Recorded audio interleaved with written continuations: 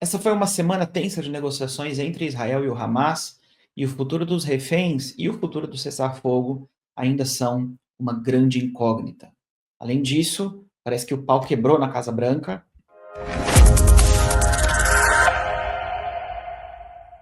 Eu quero começar dando uma atualização para vocês a respeito do que está acontecendo aqui em Israel em termos do cessar-fogo entre Israel e o Hamas.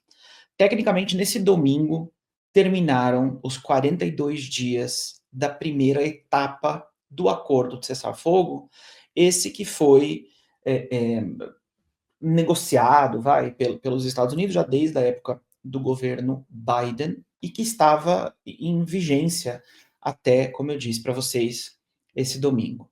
Esse acordo previa, por um lado, o cessar-fogo, ou seja, o congelamento, né, das posições militares de Israel, que Israel não avançasse mais nos seus alvos militares, apenas enforçando a ordem, impedindo a quebra do cessar-fogo, impedindo, por exemplo, o deslocamento de tropas do Hamas e coisas assim, mas mantendo uma postura, o exército de Israel mantendo uma postura extremamente reclusa, tendo se retirado de boa parte da faixa de Gaza e preservado apenas algumas áreas, algumas regiões estratégicas. Daqui a pouquinho eu mostro um mapa para vocês entenderem melhor. Como recompensa por esse cessar-fogo, nós estávamos recebendo o retorno de vários dos reféns, de vários dos sequestrados de volta, em parcelas semanais, né? Alguns deles estavam sendo liberados todos os sábados, 3, 4 pessoas, e aí nós tivemos alguns sábados, algumas semanas que foram muito difíceis, conosco recebendo corpos de reféns de volta, alguns reféns num estado físico muito, muito, muito, muito terrível, e o propósito dessa primeira etapa do cessar-fogo, desses primeiros 42 dias, era para que durante esse período, especificamente a partir do dia 16, que os representantes de Israel, os intermediários, ou seja, o Catar, o Egito e os Estados Unidos, e os representantes do Hamas, pudessem chegar em um acordo que determinasse o fim, o término efetivo da guerra e a liberação de todos os reféns. Tá? O negócio é que essas conversas que eram para ter começado no 16º dia dessa primeira etapa do acordo não começaram, não avançaram. Por uma infinidade de motivos, tá? Porque o Hamas não quis sair da sua postura teimosa, exigindo algumas coisas que Israel não está disposta a ceder em relação à próxima parte do acordo. Por exemplo, Israel não quer considerar de maneira alguma que, quando terminar essa guerra, que o Hamas continue no poder em Gaza. Isso é uma condição impossível para o governo israelense, porque isso seria simplesmente confirmar, concordar que o próximo 7 de outubro esteja daqui a 1 ou 2 anos. Né? Então, a gente não vai permitir que isso aconteça de maneira alguma. Essa foi uma, por exemplo, das posturas nas quais o Hamas permaneceu relativamente imóvel. Então, as negociações não avançaram. Junto com isso, trocou o governo americano. Quando trocou o governo americano e entrou o presidente Trump, trocou completamente a dinâmica do governo. E eu já fiz vários vídeos falando sobre isso aqui no passado. Quem me dera nós tivéssemos tido uma postura tão firme, tão incisiva quanto a do presidente Donald Trump desde o começo dessa guerra. Nós não teríamos perdido metade das pessoas que nós perdemos, a gente não teria sofrido as baixas no exército, o povo de Gaza, inclusive, teria sofrido muito menos, porque o trabalho que tinha que ter sido feito teria sido feito com muito mais velocidade, com muito mais agressividade, sem que o governo americano tivesse o tempo inteiro podando as asas de Israel, segurando a resposta israelense, preocupados com a aparência para todo mundo woke, ao invés de estarem preocupados com, de fato, o problema que é o extremismo islâmico radical religioso do Hamas, que é uma ideologia absolutamente assassina e sanguinária. Então, quando mudou a postura do governo americano, também mudou o interesse de Israel. Porque, por um lado, nós queremos, sim, eu estou falando agora, estou falando o nós coletivo, o nós, o governo israelense, a postura do governo do Benjamin Netanyahu, que representa a vontade da democracia em Israel. Ele foi eleito, tá? Pela nação. E apesar de que esse tema dos reféns é extremamente delicado e está no cerne da divisão de opiniões para o povo de Israel nesse momento, eu já gravei também vídeo a respeito disso, você pode procurar aqui no meu canal, ainda assim, as atitudes de um governo que foi democraticamente eleito, pelo menos em teoria, representam a vontade da maioria. Por isso eu estou usando esse nós coletivo, tá? Ainda que nós queiramos o retorno de todos os reféns, agora nós temos algumas cartas na manga que nós não tínhamos durante o governo do Biden. A gente não tinha durante a administração do Biden. Nós não podíamos fazer nada para colocar o Hamas numa sinuca. Nós tínhamos que capitular, que ceder para o Hamas em absolutamente tudo para que os Estados Unidos não impusessem, por exemplo, um embargo de armas contra Israel ou fizessem qualquer uma dessas atitudes que seriam extremamente drásticas e terríveis e prejudiciais para caramba, não só para Israel, mas para todo o mundo ocidental. Então, agora essa dinâmica mudou. Israel está numa posição de muito mais força, porque o nosso maior parceiro, o nosso maior aliado no mundo, que é o governo americano, voltou para a sua sanidade, voltou para a consciência de que ele precisa defender os interesses do seu principal defensor também no meio do Oriente Médio. Tá? Os Estados Unidos está cheio de interesse no Oriente Médio e ele precisa de Israel. Essa não é uma relação de caridade, a relação americana com Israel. É uma relação de quid pro quo, é uma relação de toma lá da cá, é uma relação que é mutuamente benéfica, próspera, financeiramente viável, inclusive lucrativa para ambos os lados. Essa parceria entre Israel e os Estados Unidos, ela transcende só uma postura ideológica, né? Ah, só porque o Trump é de direita, só porque o Trump é conservador, só porque a base do Trump é evangélica, então ele apoia o povo judeu e a nação de Israel. Não, vai muito além disso para uma questão muito mais pragmática de ser um dos melhores negócios para os Estados Unidos terem um relacionamento excepcional com Israel. A quantidade de dinheiro que os Estados Unidos lucram desse relacionamento positivo com Israel é exorbitante, tá? E o mesmo também é verdade a respeito de Israel. Ou seja, os dois lados dessa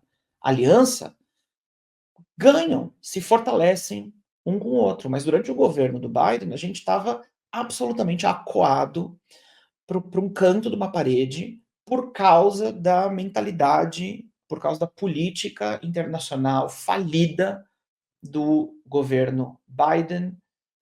De novo, que eu não quero me estender muito aqui falando sobre isso, porque eu já gravei muito vídeo a respeito disso. O ponto é que com o Trump no governo, nós teríamos negociado outro acordo, por exemplo. Não seria este acordo.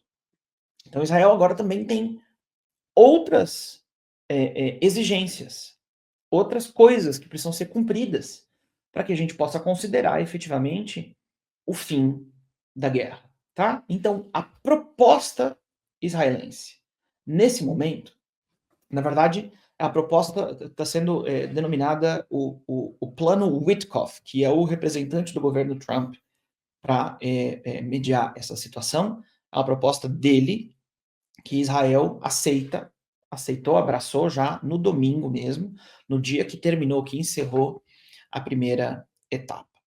A proposta é a seguinte: ao invés de partirmos para a segunda etapa, para a fase B do plano, que agora incluiria a remoção completa das tropas israelenses e o retorno ainda parcelado dos reféns em troca de uma infinidade de terroristas para o Hamas, ao invés de a gente continuar com essa lenga-lenga como nós estávamos vivendo ela até agora, nós vamos estender esse primeiro período de cessar-fogo.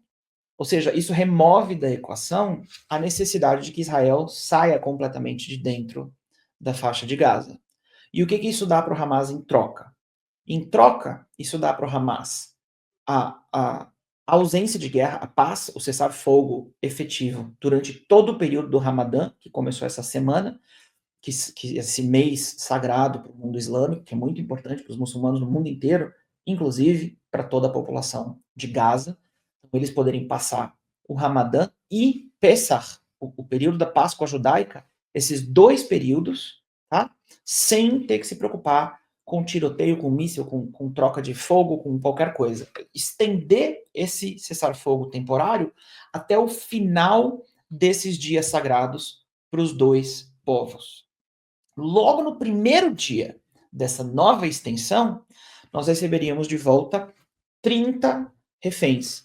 Eu lembro vocês, ainda tem 59 reféns vivos e mortos em posse do Hamas. 30 seriam devolvidos logo no primeiro dia, ou seja, a gente ia acabar com essa história de ficar fazendo parcela com toda a população de Israel sofrendo na frente da televisão toda semana e o Hamas colocando showzinho patrocinado pela Al Jazeera para o mundo inteiro ver. Não, isso acaba. Então, 30 reféns no começo, 30 e os outros no final, tá?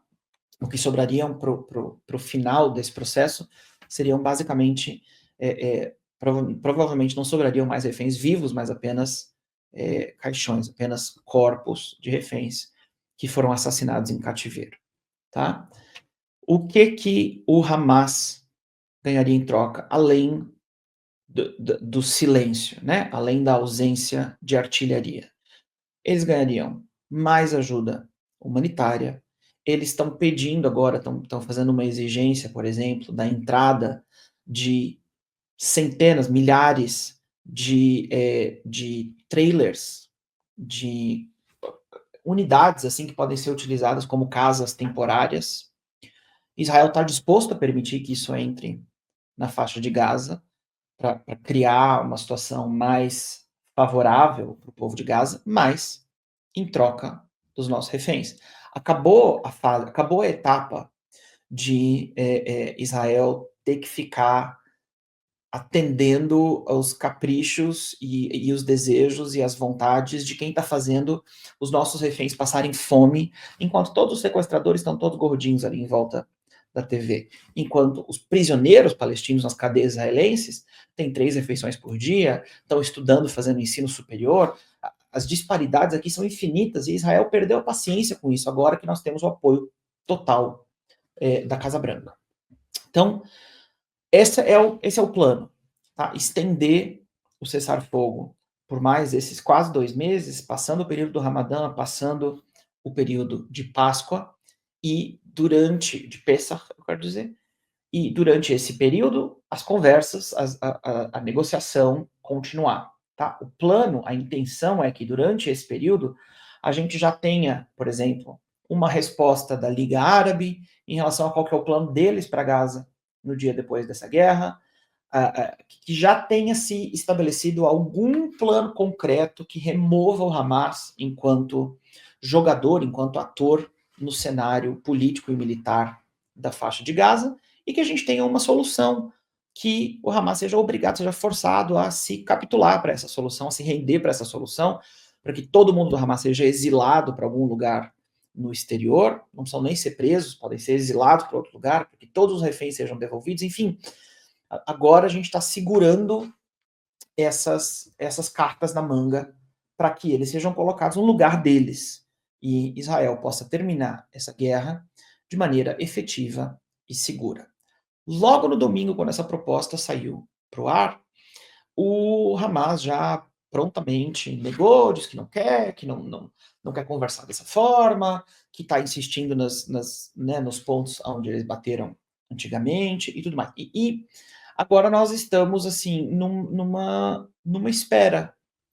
A gente está aguardando. No vídeo da semana passada, na segunda-feira passada, eu falei para vocês que naquela quarta-feira esse Witkoff chegaria aqui na região para finalizar esses termos. Ele adiou a chegada dele, eu estou gravando o vídeo agora na terça-feira à noite, ele ainda não chegou aqui, então já passou mais de uma semana do período que ele deveria ter chego, todo dia ele está postergando um pouco mais a sua chegada, porque os fatores diplomáticos aqui estão trabalhando, estão conversando, estão tentando chegar a um acordo para que ele possa chegar aqui e daí efetivar o acordo. Israel está em banho-maria. Israel está esperando. Mas essa é uma espera que não é mais uma espera passiva. Não é uma espera para esperar o Hamas vir passar em cima de nós. É uma espera ativa. O que isso quer dizer? Por exemplo, Israel, essa semana, proclamou que está bloqueando a entrada de ajuda humanitária em Gaza até que o Hamas aceite a extensão do cessar-fogo e aceite a liberação dos reféns. Esse é um passo que, se ele tivesse sido realizado no segundo mês da guerra, a guerra teria acabado em um mês. É um passo que me deixa frustrado de nós termos aguardado até agora, da gente ter esperado 15 meses, 16 meses para poder cumprir. De novo, porque a gente tinha uma opção, ou comprar briga com o governo americano, ou baixar a bola e esperar pacientemente as eleições. E hoje, com tudo que eu sei, apesar de me sentir frustrado com essa demora toda, eu entendo que nós não tínhamos outra opção, a não ser esperar o Biden vagar a Casa Branca para a gente poder adotar uma outra postura em relação a isso, tá? Então, na prática, o que isso significa? Que não está mais entrando ajuda humanitária em Gaza. Na prática, não significa nada, porque todos os depósitos de comida em Gaza estão muito bem abastecidos para meses. Essa é uma declaração meramente teatral de Israel. Ela tem o propósito de dizer: nós estamos assinalando para o Hamas uma mudança de postura, uma mudança de atitude. Tá? Seria diferente se Israel dissesse, por exemplo, nós vamos bloquear o abastecimento de água para Israel, para Gaza, que é uma possibilidade que está inclusive sendo discutida. Enquanto o Hamas não concordar em liberar os reféns e estender o cessar-fogo e se desmantelar das suas armas e sair do governo e deixar de segurar a faixa de Gaza enquanto refém, enquanto o Hamas não concordar em fazer isso, não entra mais uma gota de água em Gaza. Pronto. Em 2 semanas, a faixa de Gaza colapsa.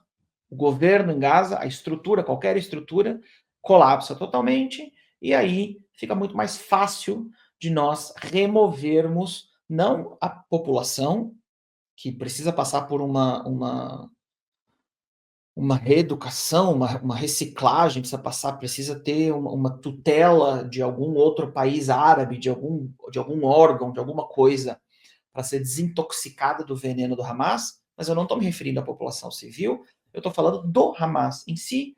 Quando a estrutura civil desmorona, fica muito mais fácil daí de lidar com o Hamas em si, tá? Então isso Israel ainda não fez. Ela pode fazer.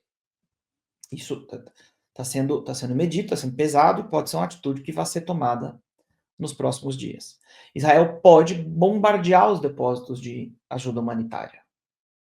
Ah, Rodrigo, mas isso é cruel. É cruel, porque guerra é cruel. É muito cruel que ainda tenham 59 pessoas sendo guardadas debaixo da terra, passando fome, sendo violentadas. Tudo isso é cruel. O negócio é o que vai fazer essa guerra acabar o mais rápido possível. Tá? Ficar fazendo as mesmas coisas dos últimos 15 meses, levando o Hamas em banho-maria, enquanto a gente provê para o Hamas tudo que eles precisam para continuar no poder. A gente provê água, a gente provê energia elétrica, a gente provê gasolina, a gente provê comida que não vai para o povo, vai para o Hamas, aí o Hamas vende para o povo. Então provê dinheiro, provê tudo. Israel está dando para o Hamas. Então essa postura tem que mudar se a gente quiser que essa guerra termine o mais rápido possível. Tá? Então, por exemplo, seria uma sinalização cruel, terrível, com certeza, mas eficaz de bombardear, por exemplo, os depósitos de ajuda humanitária. A minha aposta, eu não acho que Israel vá fazer isso. A minha aposta é que, se algum passo for ser tomado para agravar ainda mais as condições do Hamas, vai ser o bloqueio da entrada de gasolina. Tá? Água e gasolina são os 2 fatores que fariam a estrutura do Hamas colapsar de maneira mais rápida. Mas a água ainda teria um efeito muito maior sobre a população civil, enquanto a gasolina afetaria com muito mais força a estrutura do Hamas, porque são todos os geradores de energia, todas as coisas que eles precisam para poder fazer as suas operações funcionarem. A minha aposta é que, se o Hamas não capitular, se o Hamas não aceitar os termos que estão sendo propostos pelo governo americano, que talvez esse seja aí um dos primeiros próximos passos de Israel, tá? Junto com isso, Israel está aumentando o número de reservistas convocados. Então, assim, o governo está assinalando, até agora nós tivemos, se eu não me engano, 320 mil reservistas convocados, agora esse número está subindo para 400 mil. Ou seja, mais do que no auge da guerra. Israel, então, está se preparando para poder agir, para estar com todas as suas bases bem cobertas na ocorrência de uma eventual escalada desse conflito, mais uma vez, tá? De novo, agora, a escalada seria com outra cara, com outra estrutura, porque agora Israel tem o armamento e o respaldo que ela precisa para poder começar e terminar esse trabalho de maneira bem feita, de maneira eficaz. Mas, a princípio, nós estamos aqui, nós estamos assim. Nós estamos aguardando esses próximos dias. Eu estava tentando segurar a gravação desse vídeo o máximo possível para poder trazer para vocês as informações mais relevantes, porque, sinceramente, ninguém sabe nesse momento o que vai acontecer. As tensões estão escalando e ou vai ao racha, logo, muito em breve, provavelmente nos próximos 7 dias, a gente vai saber. Inclusive, a gente corre um risco de, na quinta-feira, quando esse vídeo ser liberado, estou gravando ele na terça, quem sabe na quinta, quando ele for liberado, ele já tenha se tornado irrelevante e obsoleto. Apesar de que eu acho que não. Junto com isso, e com esse apanhado da nossa realidade interna aqui em Israel, eu não posso me abster de comentar sobre a interação entre o presidente ucraniano Zelensky e a Casa Branca, e o presidente Trump e o vice-presidente. Eu sei que isso ficou, assim, enfim, óbvio, foi uma interação chocante. Você vê dois chefes de Estado, principalmente no meio de uma guerra na Ucrânia, da Ucrânia contra a Rússia, batendo boca do jeito que eles bateram boca, né, o mundo inteiro fica abalado, fica chocado enfim, com essas cenas. E eu acho que é importante, de novo, eu concentro o meu comentário aqui nesse canal, principalmente em coisas que dizem respeito a Israel. Então eu quero tentar interpretar essa situação naquilo que é tocante a nós aqui em Israel, tá? Se por algum acaso você mora debaixo de uma pedra e você não viu o que eu tô falando, eu quero mostrar para vocês algumas dessas cenas de discussão entre essas duas personalidades. During the war, everybody has problems, even you, but you have nice ocean and don't feel now, but you will feel it in the future. God bless. You don't know that. God bless. God bless. You will not have a war. Don't tell us what we're going to feel. We're trying to solve a problem. Don't tell us what we're going to feel. I'm not telling you. Because you're in no position to dictate that. That's exactly Remember what this. You're in no position to dictate what we're going to feel. We're going to feel very good. You will feel influence. We're going to feel very good and very You strong. will feel influence. You're right now not in a very good position. You've allowed yourself to be in a very bad position, and he happens to be right about it. From the very beginning of the war. You're not in a good position. You don't have the cards right now. With us, you start having cards. Right now, you don't. You're playing cards. You're playing cards. You're gambling with the lives of millions of people. You're gambling with World War III. You're gambling with World War III. And what you're doing is very disrespectful to the country, this country. That's back to you. Far more than a lot of people said they should have. Have you said Ok. Isso aqui foi tenso, tá? Eu vou tentar comentar de novo. O foco aqui do meu canal é Israel e o mundo, e não Ucrânia e Rússia. Mas enfim, para a gente entender o que está acontecendo aqui, eu preciso dar um pouquinho mais do comentário abrangente geral. Por quê?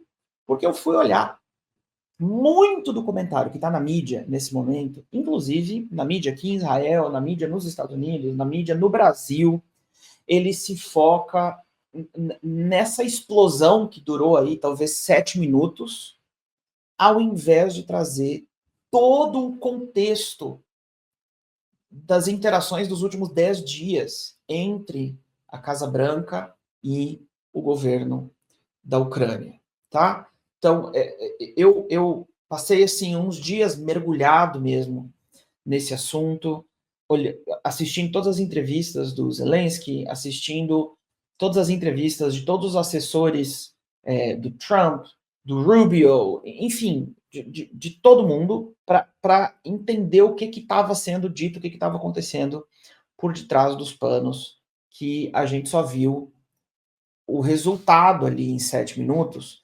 E ainda eu digo para vocês que quem assistiu 7 minutos e ficou comendo pipoca na frente da televisão, não entendeu nada, porque a reunião, a coletiva de imprensa, durou 45, 50 minutos, tá? E os 45, 50 minutos que antecederam esses 7 minutos da explosão é que tinham muito conteúdo e foram muito, muito significativos para a gente entender o que aconteceu aqui.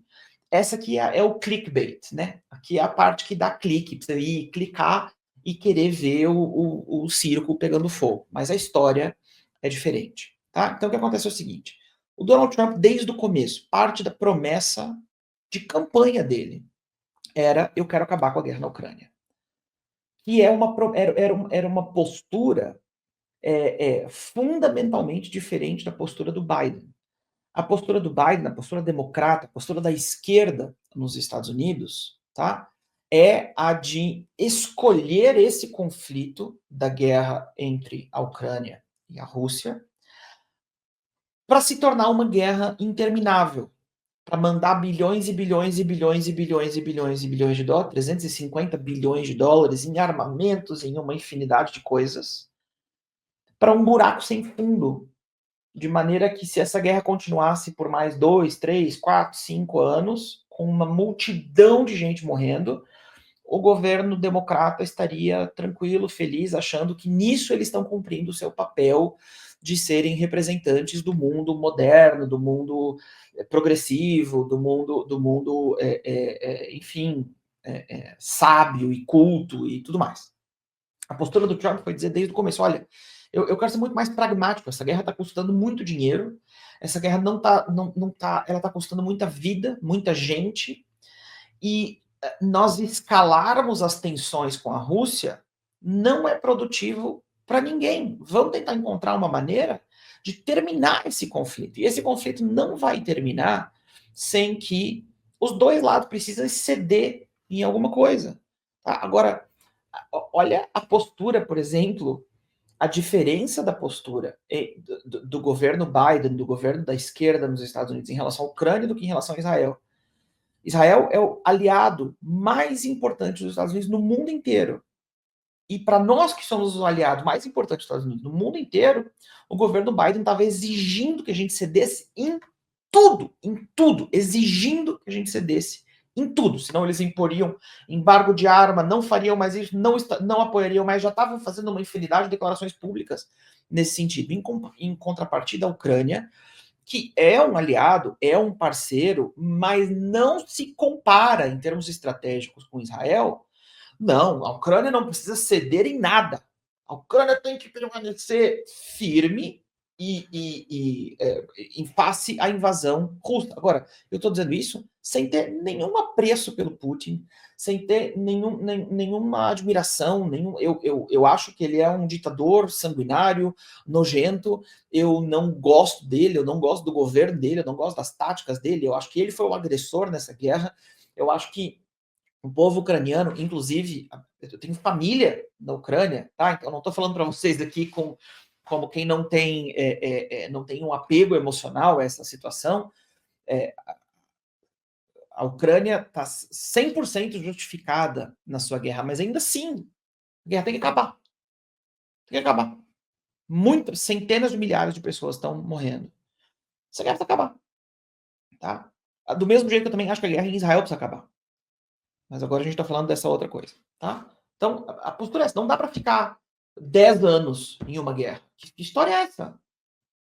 10 anos em uma guerra, onde você manda bilhões e bilhões de dólares o tempo inteiro e não tem prestação de contas, e metade do dinheiro desaparece, e essa coisa toda. Isso vira um antro, um ninho de corrupção e de desvio de dinheiro. E aí a gente tem todas as histórias do Hunter Biden, filho do Joe Biden, envolvido com oficiais altos da Ucrânia, suspeitas de desvio de dinheiro e tudo mais. Eu não tenho nenhuma informação a respeito disso, se isso é verdade ou não, mas essa é a suspeita do governo Trump. Porque a posição dele estava fazendo algo distinto. Tá? Então, a postura dele, desde as eleições, eu quero acabar com essa história da guerra na Ucrânia. O Zelensky diz o seguinte, e com razão, diz, ok, vamos assinar um cessar-fogo, beleza, mas quais são as minhas garantias? Eu quero garantias de que eu não vou assinar um acordo e o Trump vai me invadir de novo, porque a gente já fez isso 20 vezes. Quero garantia. Tá certo? Claro que tá certo. Mas aqui entra o Trump como um deal maker, né? Como um fazedor de negócios, tá? O que ele fez? O que o governo do Trump fez? Eles desenvolveram um acordo de exploração de metais nobres da Ucrânia, tá?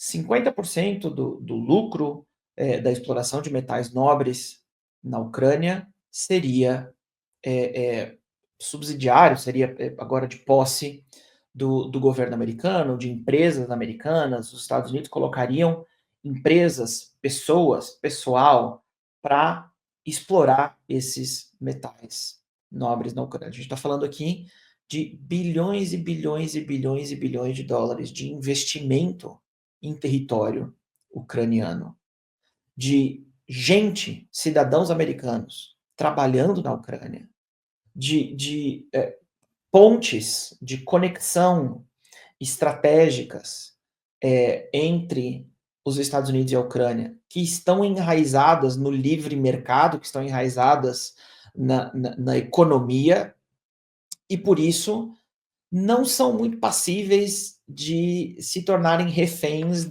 de ideologia essa ou aquela, né? Porque no final, quando se trata do dinheiro e do sustento da nação, o bottom line vence.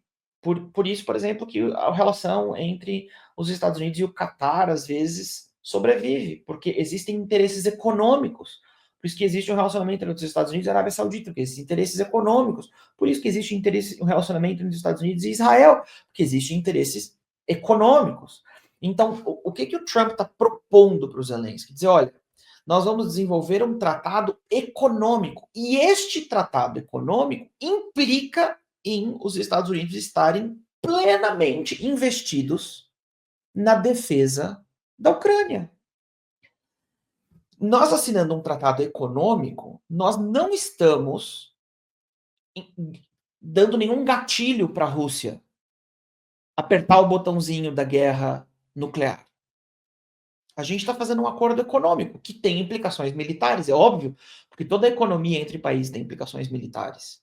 Mas que garantias melhores do que essa você quer?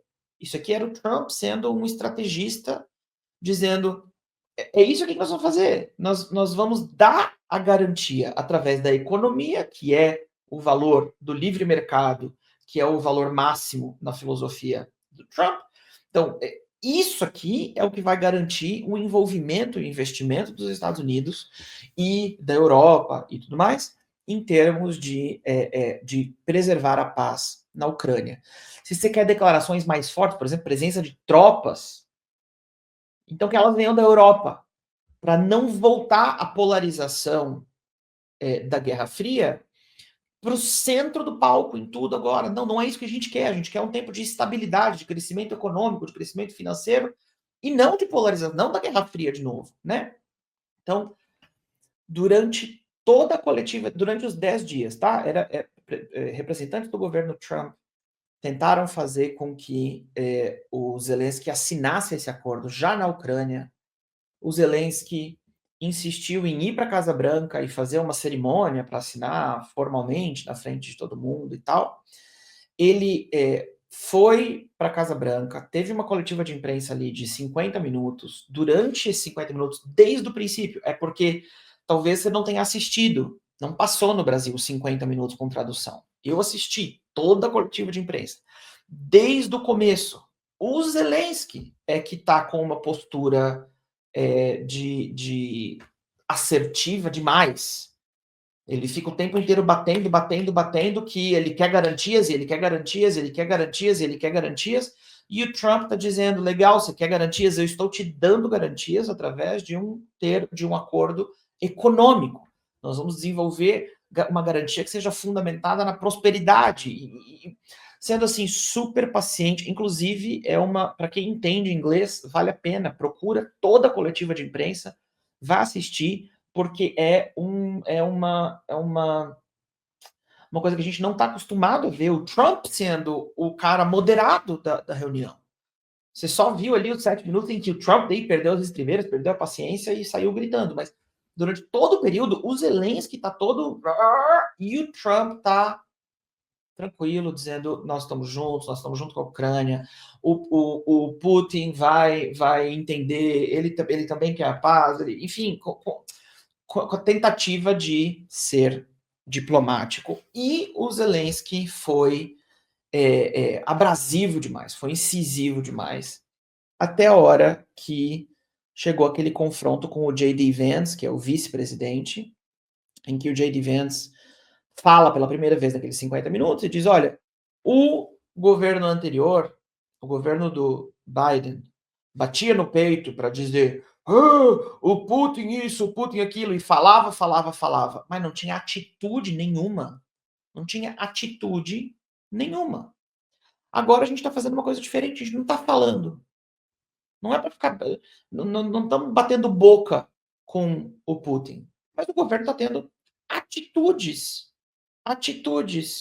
que exprimem a nossa relação com a Ucrânia e que ainda assim buscam um caminho diplomático em relação à Rússia.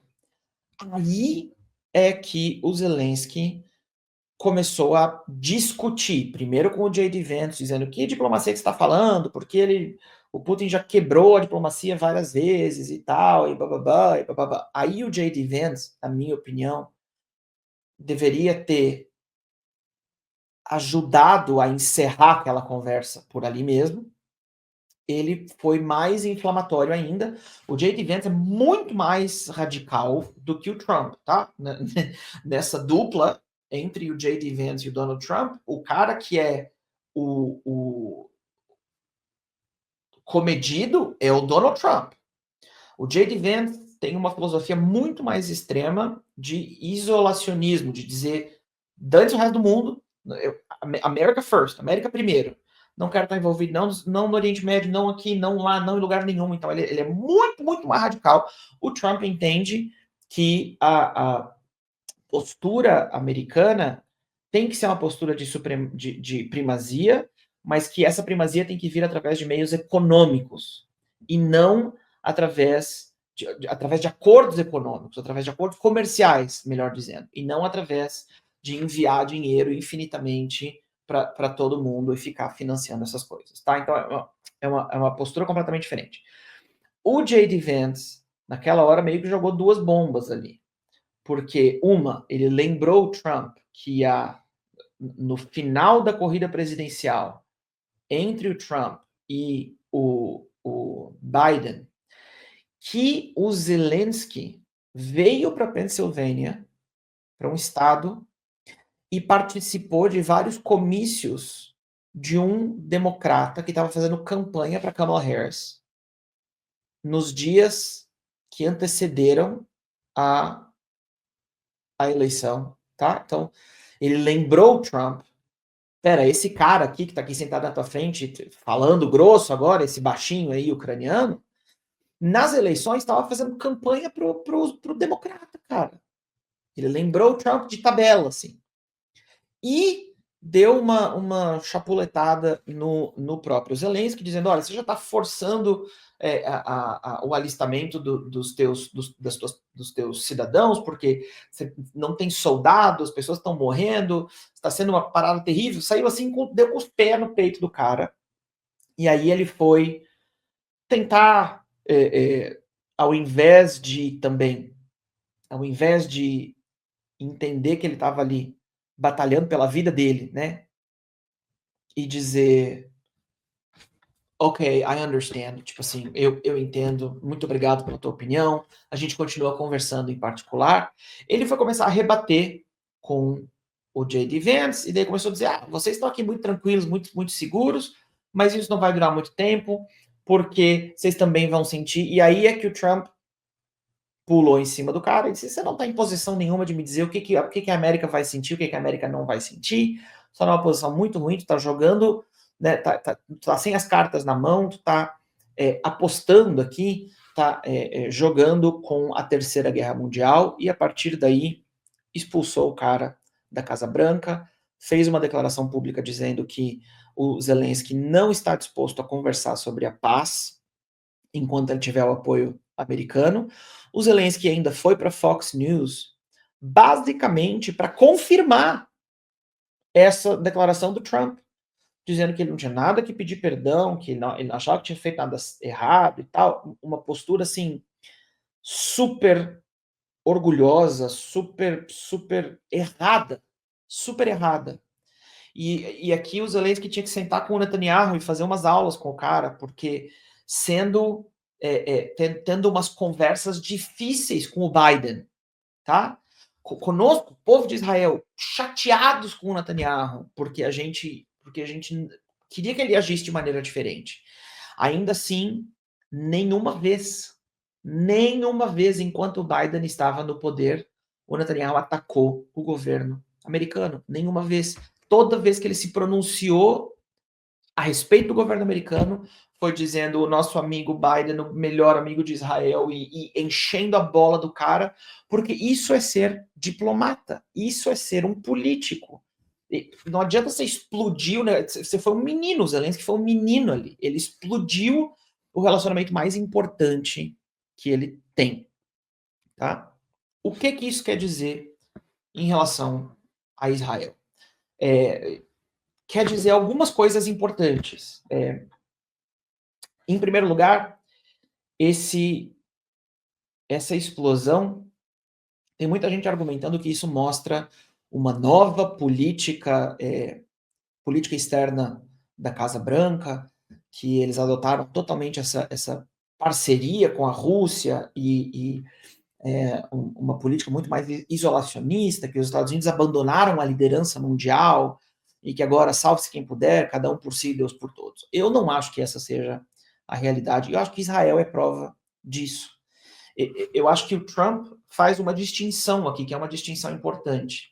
Ele diz o seguinte, o conflito na Ucrânia, entre a Rússia e a Ucrânia, guerra, inclusive a agressão russa, inclusive a invasão russa, inclusive tudo isso.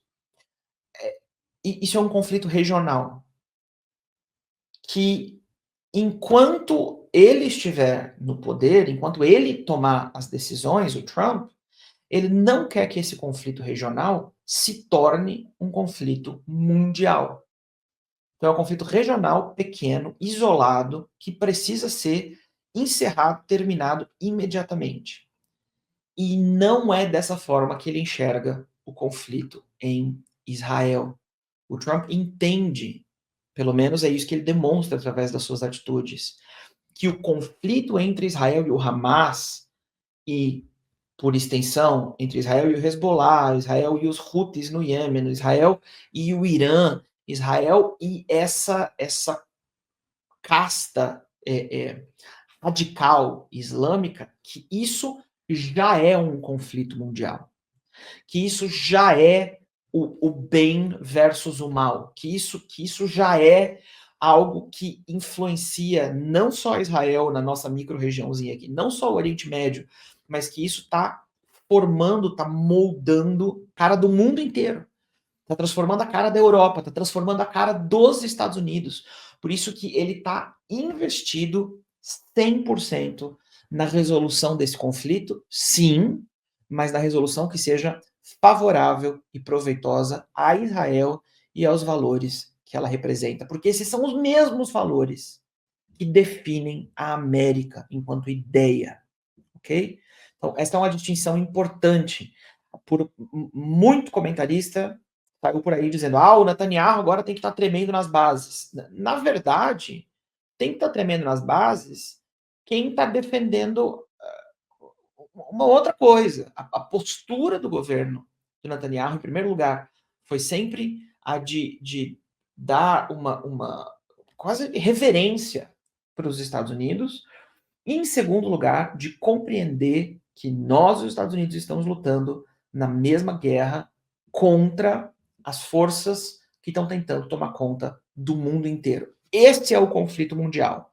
E o que não pode acontecer é o conflito na Rússia sair de proporção por causa do ego dos líderes, e aí esse se tornar também um conflito mundial. E de repente também envolver a China, e de repente também envolver toda a Europa e os Estados Unidos numa guerra aberta contra a Rússia. Gente, isso é o fim da humanidade. Então, por mais que você esteja ouvindo de todos os comentaristas aí que é como se o Trump estivesse sendo menino e fazendo birra e fazendo um monte de atitude imatura e tal, eu acho que, na verdade, o extremo oposto disso é que é a verdade, tá?